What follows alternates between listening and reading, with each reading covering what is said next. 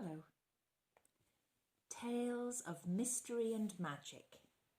Retold by Hugh Lupton. Illustrated by Agnese Baruzzi.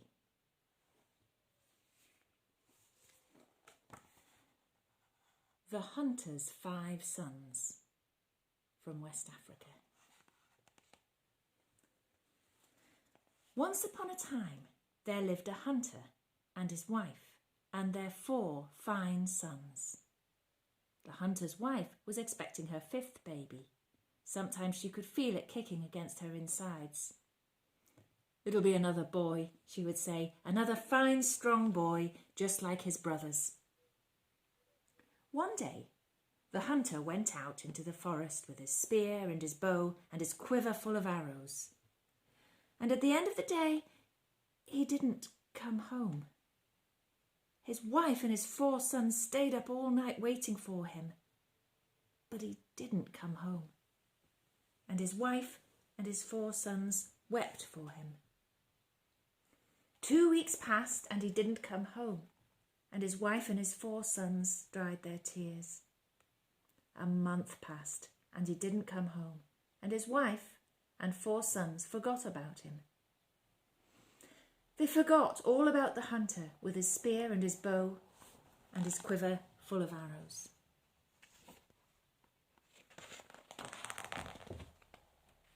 Two months passed, and the new baby was born. And he was a fine, strong boy, just like his brothers. The baby grew. Soon he was crawling, and soon he was walking, and then he began to talk. And the very first words he said were, "Where's my daddy?"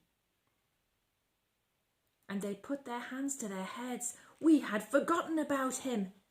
We had forgotten all about him. He went into the forest and he never came home. And their mother said, "My sons, you must go and look for him." The 4 brothers said, "Yes, our mother's right. We must go into the forest and look for him." They set off together. First, they found a spear lying on the ground. Then they found a bow and a quiver full of arrows. And then they found the hunter's white bones scattered across the forest floor.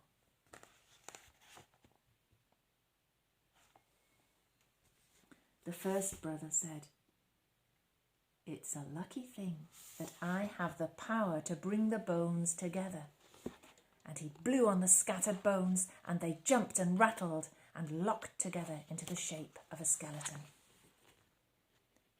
The second brother said, "It's a lucky thing that I have the power to put flesh and skin onto the bones." And he blew onto the skeleton, and flesh and skin came and covered the bones. And there was the hunter lying on the ground. The third brother said, "It's a lucky thing that I have the power to put life into the body." And he blew, and the hunter's heart began to beat and his body to breathe as though he was sleeping. The fourth brother said, "It's a lucky thing that I have the power to put movement into the body." And he breathed on the hunter, and the hunter sat up and looked about himself. "Where have I been?" he asked.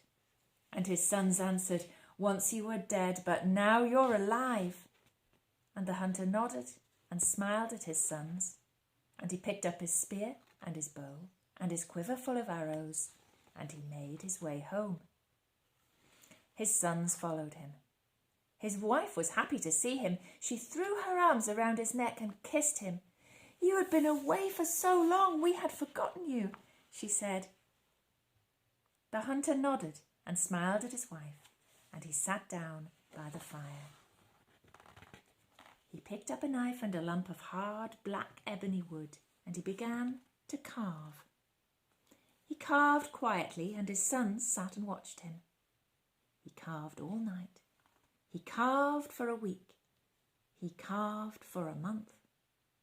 It was beautiful. It was the most beautiful carving they had seen in their lives. All the animals and birds of the forest were in it, all the trees and the flowers. For 2 months he carved, and then he rubbed oil into the wood and polished it with a piece of cloth. He looked at his family. "This is for the one that saved my life," he said. And his wife said, "Then it is mine. I sent them out into the forest to search for you." And the first brother said, "No, it is mine. I brought all your bones together." The second brother said, "No, it is mine. I put the flesh and skin onto your bones." And the third brother said, "No, it is mine. I gave you life." And the fourth brother said, "No, it is mine. I gave you movement." The hunter looked at them all and smiled and shook his head.